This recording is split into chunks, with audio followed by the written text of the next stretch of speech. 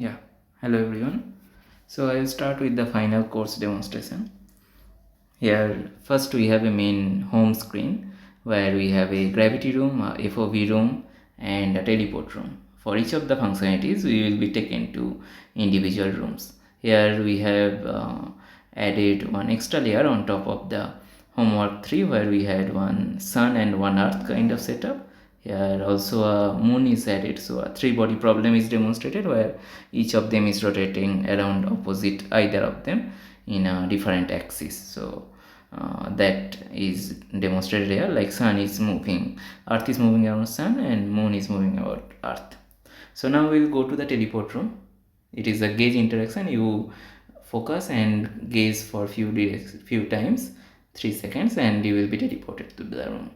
In the bottom part there are different steps marked. So if you look at that for a few seconds, you will be moved to that position. And also it is instead of the whole plane, there are few planes where you have marked like discrete kind of motion that gives much more flexibility. Like instead earlier you could have moved it any position in the whole floor, but here if it is a discrete position, so only looking at that the movement happens, so that is easier for orientation of the user.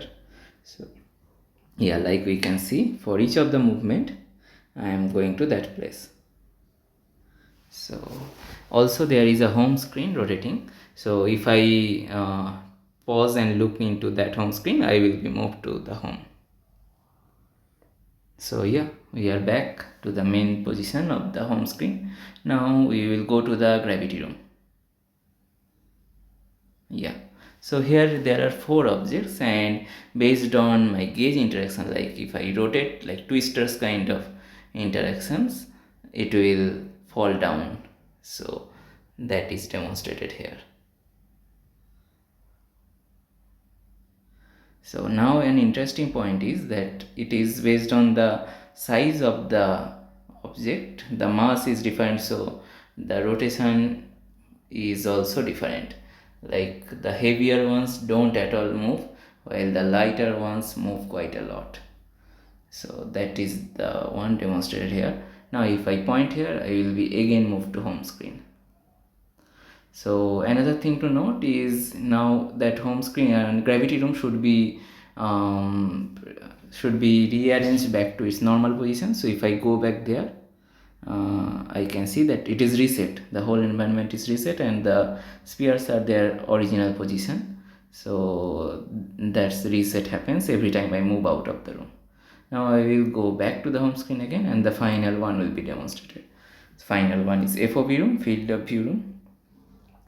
So here one point is highlighted where it is a particular disorientation problem of the user, where the text is tightly coupled to the head and it looks difficult to look at the object.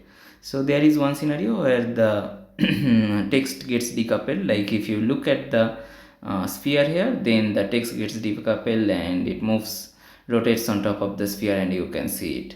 So if you go away from the sphere, then you again miss it. It gets stuck to your head. But one interesting point is why it is called FOV room. So now if you see, there is another change also happening in the scene. When I am on the sphere, there is in the right side a small sphere at the right bottom corner is appearing.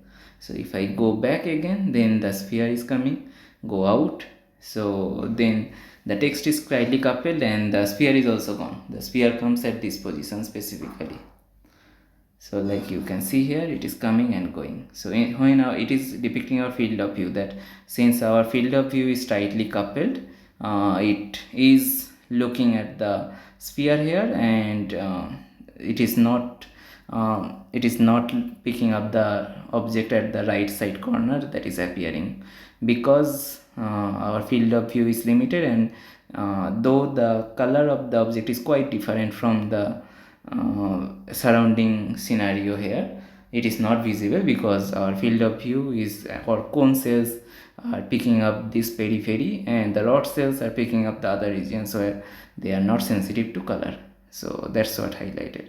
Again I can go back to the home screen and I will be moved to the original room. So that's it. Thank you guys.